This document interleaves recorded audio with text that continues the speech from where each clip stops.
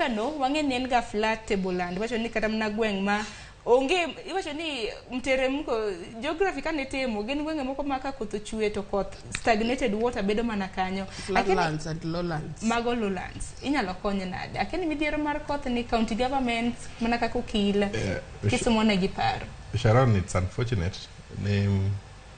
almost 66 years can I say attain independence ni wanegi this problem matimre yearly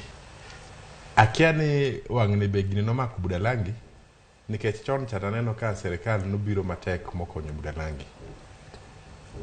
to this program eka wakili wacho ni it is now a national program monego bed ni serikal maduong' bire gi resources mage to end it in one way or the other nikech okonya bedo serikal isaidia every year kwa nene Kisumu County kan it is unfortunate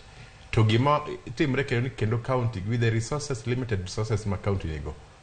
onge permanent solution ma county nyalo bedago the 80% resources ma bete national government should be used to cure this problem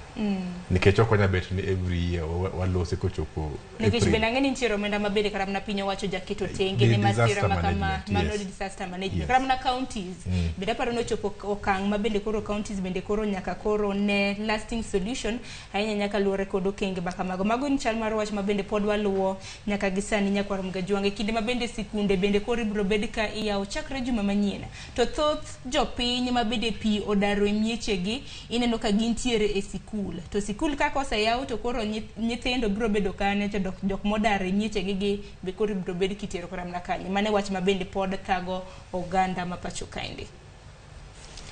akeni Salman na in gi paro ma nikech aneno ka iparori dibeni in gi paro mane